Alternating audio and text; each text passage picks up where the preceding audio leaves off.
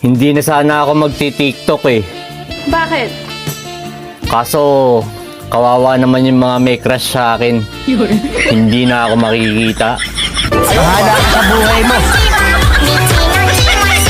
Dalawa lang naman ang gusto ko. Wow. Kape, tapos ikaw.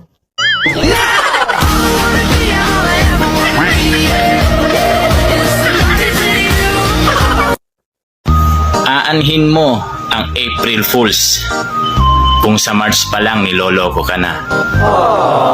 Ihintayin mo pa ba ang May? May ipapalit sa'yo? Jowa mo. Paano masabi? Tinikman ko lang. Gago!